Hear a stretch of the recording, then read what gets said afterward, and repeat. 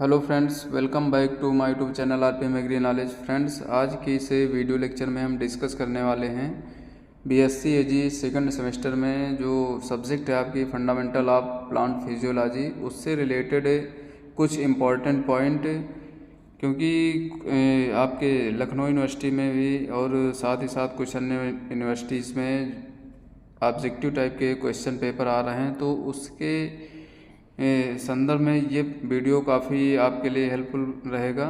तो आइए शुरू करते हैं आज का वीडियो लेक्चर।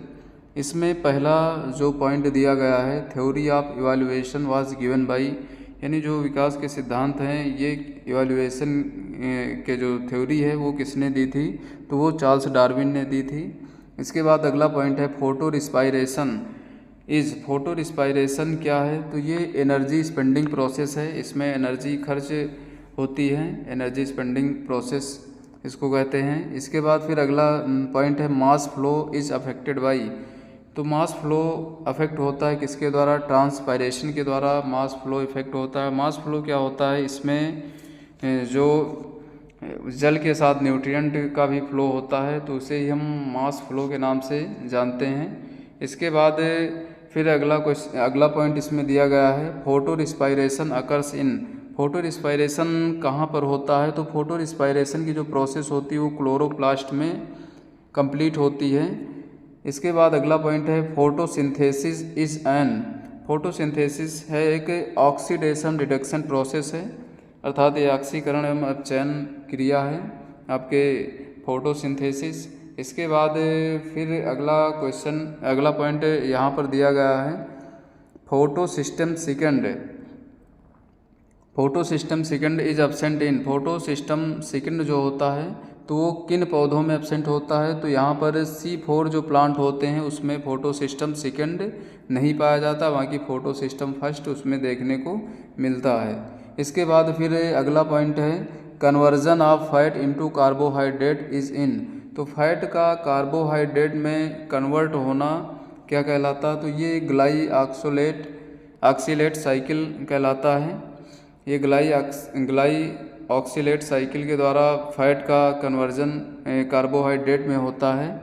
इसके बाद फिर अगला पॉइंट दिया गया है precursor of indoleacetic acid is, इसका प्रिकर्सर क्या है, किसके द्वारा ये उत्पादित होता है, तो इसका प्रिकर्सर ट्रिप्टोफैन है। तो ये भी काफ़ी इम्पॉर्टेंट है, बहुत ही पूछा जाता है। इसके बाद अगला है father of plant physiology is, यानी पादप जो शरीर की है, प्लांट फिजियोलॉजी है, उसका जनक किसे कहा जाता है, तो स्टीफन हेल्स को फादर ऑफ प्लांट फिजियोलॉजी के नाम से जाना जाता है। इसके बाद फिर अगला पॉइंट है cobalt as a constituent of, तो कोबाल्ट का जो संगठक होता है वो विटामिन बी होता है, विटामिन B12 होता है। तो इसके बाद फिर अगला यहाँ पर पॉइंट दिया गया है law of tolerance induced by, law of tolerance किसके द्वारा इंट्रोड्यूस किया गया था, तो ये सेल्फर्ड के द्वारा इंट्रोड्यूस किया गया था। इसके बाद अगला पॉइंट है glycolysis occur in the part of cell, glycolysis से कहाँ पर सेल के किस पार्ट में होती है, तो ये साइटोप्लाज्म में पाई जाती है, साइटोप्लाज्म में ग्लाइकोलाइसिस की क्रिया संपन्न होती है। इसके बाद फिर अगला पॉइंट दिया गया है Krebs cycle and ETC electrons transport chain occurs in, यानी क्रेब्स साइकिल और जो इलेक्ट्रॉन ट्रांसपोर्ट चेन है ये कहाँ पर होता है, तो ये माइटोकॉन्ड्रिया में संपन्न होती है। तो इसको भी ध्यान रखेंगे, ये भी आपके काफ़ी पूछा जाता है। इसके बाद फिर final product of glycolysis is, यानी जो ग्लाइकोलिसिस से होती है तो उसके बाद फिर कोई उसका फाइनल प्रोडक्ट क्या बनता है, तो ये पायरुविक एसिड या फिर पायरुवेट बनता है।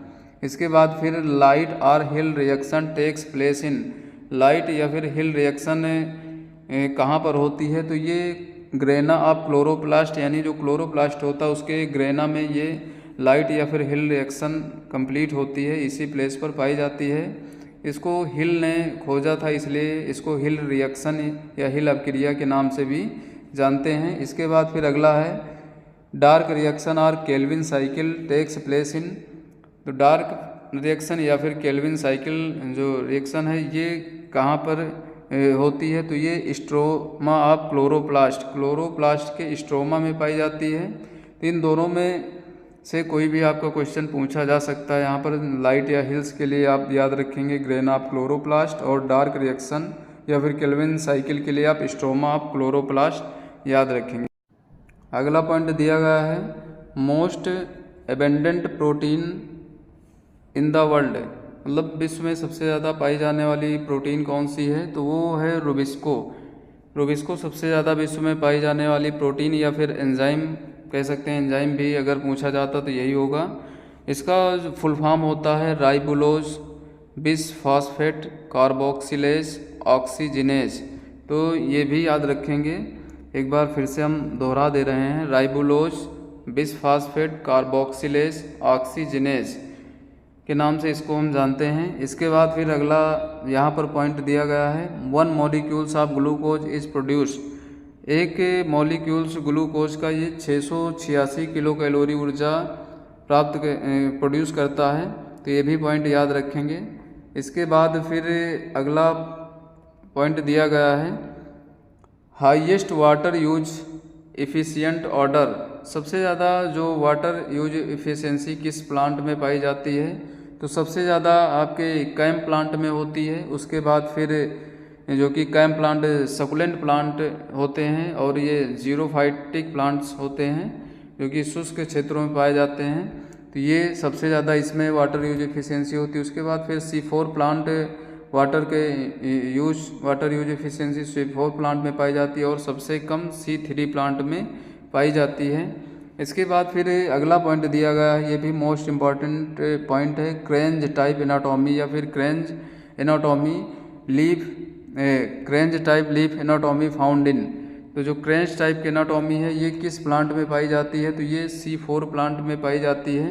ये भी इम्पॉर्टेंट है पॉइंट है आपका, क्रेंज टाइप का लीफ एनाटॉमी किस में देखने को मिलती है, तो ये C4 प्लांट में पाई जाती है। इसमें जो वेस्कुलर बंडल होते हैं उनके चारों तरफ जो मीजोफिल सेल्स होती हैं वो प्रेजेंट होती हैं, तो इसे ही हम क्रेंज टाइप एनाटॉमी कहते हैं। उनकी एक क्लस्टर टाइप में पूरी यहाँ पर रिंग पाई जाती है। इसके बाद फिर अगला पॉइंट दिया गया है sugar which is sweetest among all the sugar, सबसे ज़्यादा जितने भी शुगर हैं उसमें सबसे ज़्यादा मीठा कौन सा शुगर है, तो वो फ्रक्टोज है। इसके बाद Calvin cycle are and Hatch Slack occurs in, यानी जो केल्विन साइकिल है और हैच स्लैग्स है ये कहाँ पर होता है, तो ये क्लोरोप्लास्ट में ये क्रिया संपन्न होती है। इसके बाद फोटोसिंथेटिक रेट हाईएस्ट इन, यानी जो फोटोसिंथेटिक रेट है वो सबसे ज़्यादा किन में पाई जाती है, तो ये C4 प्लांट होते हैं उनमें सबसे अधिक फोटोसिंथेटिक रेट देखने को मिलती है। उसके बाद फिर examples of disaccharide are, disaccharide के कौन कौन से एग्जांपल हैं, तो इसमें आप माल्टेज, लैक्टोज, माल्टोज और सुक्रोज याद रखेंगे। इसके बाद फिर अगला पॉइंट दिया गया term protein was coined by, जो प्रोटीन टर्म है किसके द्वारा दिया गया, तो ये मोल्डर के द्वारा 1840 में दिया गया था। इसके बाद फिर अगला पॉइंट दिया गया है the term enzyme was coined by, जो एंजाइम टर्म है ये किसके द्वारा दिया गया है, तो ये W क्यूटिन्स के द्वारा दिया गया है एंजाइम वर्ड। इसके बाद फिर अगला है glucose is a type of sugar, तो ग्लूकोज किस प्रकार की शुगर है, तो ये मोनोसाइकेराइड टाइप की शुगर है। इसके बाद फिर नॉन रिड्यूसिंग शुगर कौन सी होती है, तो ये नॉन रिड्यूसिंग या जो अपचयित नहीं होती वो शुगर आपके सुक्रोज है। इसके बाद फिर अगला है sugar found in germinating seed, जो आपके अंकुरित कर रहे सीड होते हैं उसमें किस प्रकार की शुगर पाई जाती है, तो ये माल्टोज प्रकार की शुगर होती है। ये भी काफ़ी इंपॉर्टेंट है, इसको भी याद रखेंगे। बाकी इसमें लगभग सभी पॉइंट आपके एग्ज़ाम पॉइंट ऑफ व्यू से इम्पॉर्टेंट हैं, तो सभी को नोट करते रहिएगा और साथ ही साथ इसको ध्यान रखना है आपको। इसके बाद फिर अगला है लैक्टोज या जो मिल्क शुगर है ये किसके कॉम्बिनेशन से बनती है, तो ये ग्लूकोज और गैलेक्टोज दोनों के कॉम्बिनेशन से लैक्टोज शुगर या जो कि मिल्क शुगर के नाम से जानी जाती, क्योंकि मिल्क में लैक्टोज शुगर ही पाई जाती है। तो इसका ये जो बनती है तो ग्लूकोज और गैलेक्टोज के मिलने से बनती है। इसके बाद फिर लॉक एंड की model was proposed by, lock and की मॉडल किसने प्रपोज किया था, तो ये फिशर ने प्रपोज किया था। एक एंजाइम से रिलेटेड ये जो मॉडल है ये फिशर ने दिया था। इसके बाद फिर अगला पॉइंट दिया गया है term vitamin was propose by, जो टर्म विटामिन है ये किसने प्रपोज किया, तो ये फंक ने दिया था, विटामिन की खोज इन्होंने ही की थी। उसके बाद फिर bond that join amino acid, जो एमिनो एसिड को ज्वाइंट करने वाले बॉन्ड क्या कहलाते हैं, तो ये कार्बोक्सिल बॉन्ड कहलाते हैं। इसके बाद who use the term florigen for a flowering stimulus hormones, किन्होंने जो फ्लावरिंग प्लांट्स में फ्लावर को इंड्यूस करने के लिए या उद्दीपित करने वाले हार्मोन्स को फ्लोरिजन किसने कहा था, या फ्लोरिजन नाम किसने दिया था, तो ये एम चैलाख्यान के द्वारा नाम दिया गया था फ्लोरिजन, जो कि फ्लावरिंग स्टिमुलेटिव हार्मोन्स होता है। इसके बाद फिर अगला है minerals element which is involve a stomatal moment is, stomatal moment के लिए कौन सा मिनरल्स इन्वॉल्व होता है, तो ये आपका पोटेशियम होता है। इसके बाद फिर अगला यहाँ पर पॉइंट दिया गया है light reaction of photosynthesis takes place in, तो ये लाइट रिएक्शन जो फोटोसिंथेसिस में होती है ये आपके थैलाकॉइड्स में देखने को वहाँ पर होती है। इसके बाद अगला पॉइंट दिया गया है breaking of seed dormancy by low temperature treatment of moist seeds in term as stratification, तो अगर सीड डॉर्मेंसी को आप ब्रेक करना चाहते हैं या बीज सुसुप्तावस्था को तोड़ना चाहते हैं, तो उसमें उसके लिए अगर आप मॉइस्ट सीड या फिर नम बीजों को अगर आप लो टेम्परेचर ट्रीटमेंट देते हैं तो उस प्रक्रिया को हम क्या कहते हैं, उसको हम स्ट्रेटिफिकेशन के नाम से जानते हैं। इसके बाद अगला पॉइंट है RNA synthesis takes place in, RNA का संश्लेषण कहाँ पर होता है, तो ये राइबोसोम्स में होता है। इसके बाद अगला पॉइंट दिया गया है soaking up of water by dry substances due to hydrophilic colloids is imbibition, तो अगर कोई भी ड्राई सब्सटेंसेस है, मान के चलिए लकड़ी का टुकड़ा है, अगर वो वाटर को सोकिंग कर रहा है, मतलब वाटर को एब्जॉर्ब कर रहा है, तो उस प्रक्रिया को हम क्या कहते हैं, एम्बिबिशन के नाम से जानते हैं। इसके बाद अगला पॉइंट दिया गया है shrinkage of protoplasm due to outward flow of water in a hypertonic solution is called plasmolysis. Plasmolysis में क्या होता है, इसमें जब भी हाइपरटोनिक सोल्यूशन होता है यानी स्ट्रांग या फिर हायर कंसनट्रेट या कह सकते हैं काफ़ी उच्च सांद्रता वाला अगर सॉल्यूशन होता है, तो उसमें से वाटर क्या होता है, आउटवर्ड फ्लो करता है, जिसके कारण से प्रोटोप्लाज्म में सिकुड़न आ जाती है, तो इस प्रक्रिया को हम प्लाज्मोलाइसिस के नाम से जानते हैं। इसके बाद फिर अगला पॉइंट दिया गया है effect of global warming is somewhat good on C4 plants because they efficient user of carbon dioxide, तो जो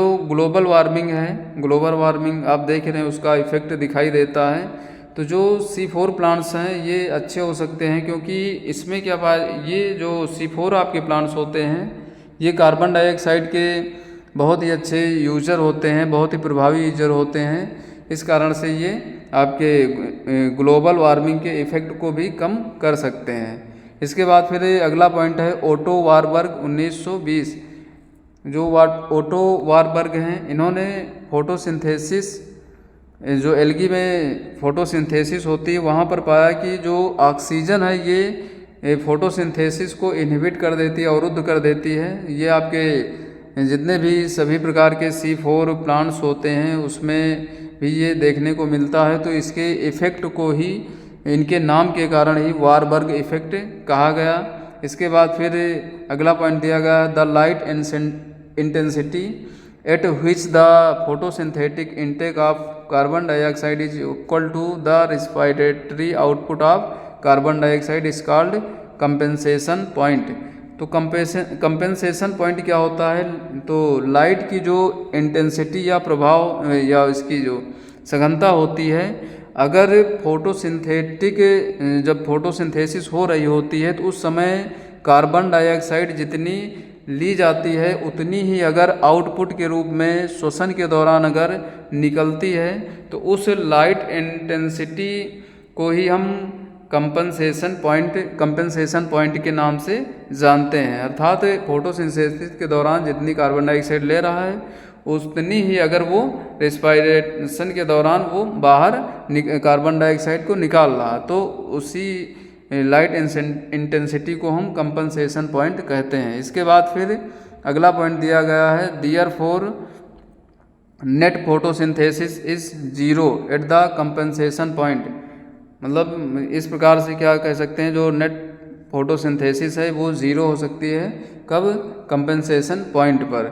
इसके बाद फिर अगला पॉइंट है the cold treatment to the plant bud or seedling in order to fulfill a specific low temperature requirement specially for cool loving plants known as. इसको हम बर्नालाइजेशन या वसंतीकरण के नाम से जानते हैं। इसमें हम जो प्लांट्स बड्स होती हैं या उनकी सीडलिंग जो पौध होती हैं उनको हम अगर कोल्ड ट्रीटमेंट देते हैं काफ़ी लो टेम्परेचर पर, तो जो कि आपके ऐसे पौधों को दिया जाता है जो कूल लविंग होते हैं। ये नहीं कि जो पौधे आपकी गर्मी में उन्हें भी आप दे देंगे। जो ठंडी में उगने वाले पौधे होते हैं या जो कूल लविंग प्लांट्स होते हैं, तो इस प्रक्रिया को हम वर्नालाइजेशन या बसंतीकरण के नाम से जानते हैं। जैसे व्हीट वगैरह गेहूँ है, अगर उसमें आप बसंतीकरण के कराते हैं तो उसमें कल्लों का विकास अधिक होता है। इसके बाद फिर द टर्म वर्नालाइजेशन टर्म को किसने क्वाइंड किया था, तो ये टी.डी. लिसेंको ने वर्नालाइजेशन टर्म को क्वाइंड किया था, दिया था या गढ़ा था। इसके बाद फिर अगला पॉइंट दिया गया है translocation of water and nutrient from root to above ground part of plant takes place through.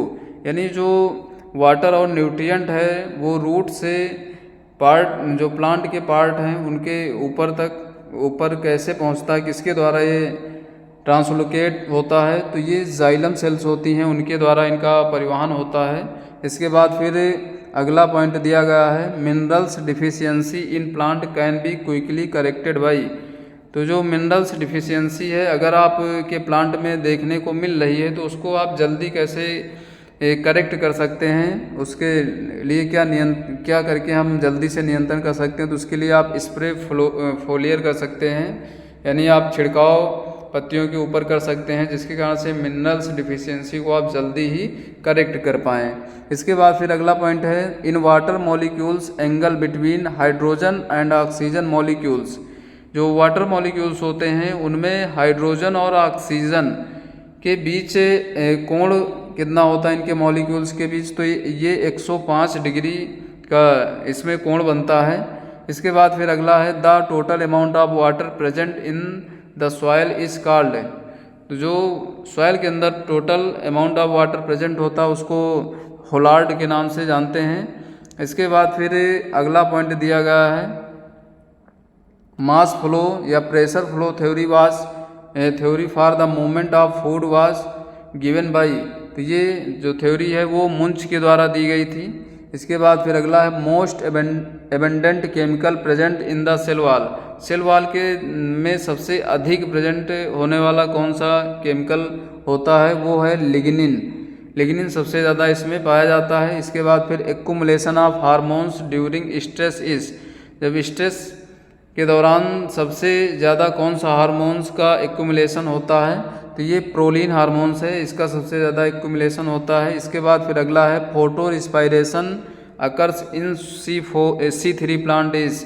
तो फोटो रिस्पायरेशन जो होता है C3 प्लांट्स में ये सिर्फ लाइट में ही होता है। इसके बाद फिर अगला पॉइंट दिया गया nutrient involve in the biosynthesis of indoleacetic acid. Indoleacetic acid के बायोसिंथेसिस या संश्लेषण के लिए कौन सा न्यूट्रिएंट इन्वॉल्व होता है, तो ये जिंक होता है। ये भी काफ़ी इम्पॉर्टेंट है, ये भी ध्यान रखेंगे।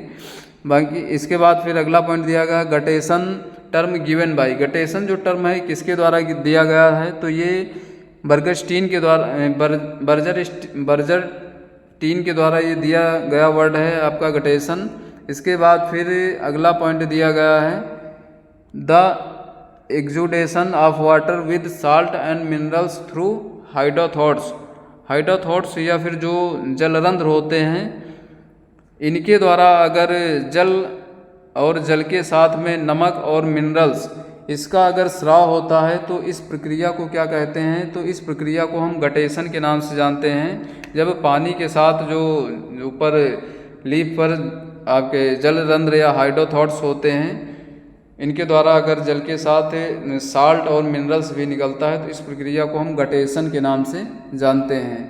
और ये जो हाइड्रोथॉट्स होते हैं ये आपके स्ट्रक्चर होते हैं जो कि प्रेजेंट होते हैं at the tip of veins of leaf. जो लीफ की वेंस सिराएँ होती हैं उनके टिप पर प्रेजेंट होते हैं। इसके बाद फिर guttation caused due to, guttation के कारण क्या हो सकते हैं, तो ये गटेशन रूट प्रेशर के कारण होता है, प्लांट्स में देखने को मिलता है। और ये गटेशन नॉर्मली कब होता है, पाया जाता, तो ये नॉर्मली नाइट के समय में गटेशन देखने को मिलता है। इसके बाद आज का लास्ट जो पॉइंट है, root hairs are more develop in, जो रूट हेयर होते हैं वो किसमें सबसे ज़्यादा डेवलप होते हैं, तो ये जीरोफाइट्स प्लांट होते हैं, यानी जो मरुस्थली पौधे होते हैं उसमें सबसे अधिक रूट हेयर्स पाए जाते हैं। और ये एब्सेंट किसमें होते हैं, तो जो हाइड्रोफाइट्स होते हैं यानी जो जलीय पौधे होते हैं उनमें रूट हेयर्स एब्सेंट पाए जाते हैं। तो ये था हमारा आज का वीडियो लेक्चर। कैसा लगा इसको कमेंट बॉक्स में ज़रूर बताएं। वीडियो को ज़्यादा से ज़्यादा शेयर करें, लाइक करें और चैनल को सब्सक्राइब करें।